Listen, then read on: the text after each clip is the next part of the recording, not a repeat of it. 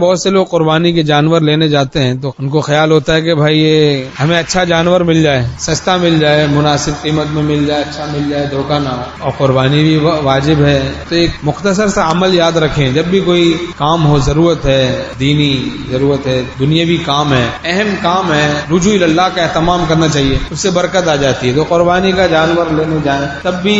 اس طرح بعض اوقات تو دھوکے ہو جاتے ہیں، تو وہی چند باتوں کا دھیان رکھیں، چند کام کر لیں، چند باتوں کا دھیان رکھیں۔ ویسے ہم کبھی جاتے ہیں تو کوشش کرتے ہیں صبح جائیں، فجر کے بعد، کہ حدیث شریف میں مضمون ہے کہ اے اللہ میری امت کے لیے صبح کے وقت میں برکت عطا کر۔ صبح کے وقت میں جب آدمی جاتا ہے تو اس میں ایک فائدہ یہ ہوتا ہے نمازیں قضا نہیں ہوتی، ورنہ ایسے وقت چلا گیا عصر کے بعد تو آگے مغرب آ رہی ہے، عشاء آ رہی ہے، وہ جانور کی گندگی لگ گئی، اب وہ جنا وہاں پریشان ہے، اس طرح نمازیں اپنی خطرے میں نہیں ڈالی۔ صبح کے وقت میں چلا گیا، فجر کے بعد نماز پڑھی، دعا کی اللہ سے، اس میں عیب بھی نظر آ جاتے ہیں، رنگ بھی نظر آ جاتا ہے، جو بیچنے والے ہوتے ہیں وہ بھی ٹھنڈے مزاج کے، وہ صبح صبح بسم اللہ کہتے ہیں بھائی اچھی کرو، اور مزاج میں ان کے اعتدال ہوتا ہے، ٹھنڈک ہوتی ہے، نرمی ہوتی ہے کہ سو کے اٹھے ہوتے ہیں، یہ ساری باتیں۔ ورنہ دن بھر تو لوگ تنگ کر رہے ہیں، بھائی کتنے کا ہے، اور اتنے کا ہے، کیا کتنے کا ہے، اتنے کا، بھائی یہی چلتا رہتا ہے ان کا، وہ بھی تنگ آ جاتے ہیں، لیتے بیتے ہیں نہیں ہے، بس اتنے کا، کتنے کا ہے، اتنے کا ہے، جتنے کا ہے۔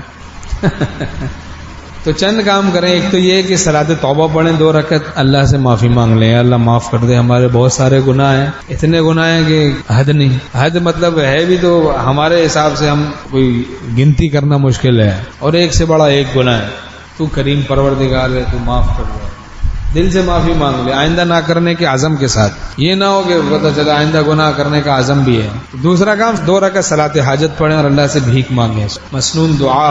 پیارے نبی صلی اللہ علیہ وسلم کی پیاری سنت کتاب چاہو اس میں بھی ہے صلاۃ حاجت کے بعد کی دعا۔ 2 رکعت صلاۃ حاجت پڑھ کے اللہ سے بھیک مانگ لیں۔ ہاں، تیسرا کام صدقہ کریں، صدقہ، حدیث شریف میں ہے کہ یہ صدقہ بلاؤں کو دفع کرتا ہے، صدقہ وہ دیوار ہے جس کو پھلانگ کے بلا نہیں آ سکتی، حدیث شریف میں مضمون، تو صدقہ کریں، اس سے مصیبت سے حفاظت ہوتی ہے۔ کوئی کام کرنے جا رہے ہیں، کوئی ڈبہ بنا لیں صدقے کا، اس میں ڈال دیں، پھر کسی مناسب جگہ دے دیں، یہ نہیں ہے کہ پیشہ ور گداگروں کو دے دیا اپنے دل کی تسلی کے لیے، سمجھے کہ بس صدقہ ادا ہو گیا، جس کا مانگنا جائز نہیں،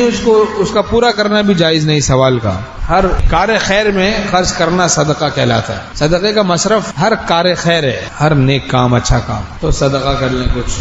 اور یاسین شریف کی تلاوت کر لیں، اور درود تنجینا 7 دفعہ اس کو پڑھ لیں، کتابوں میں لکھا ہے درود تنجینا 7 دفعہ اس کو پڑھ کے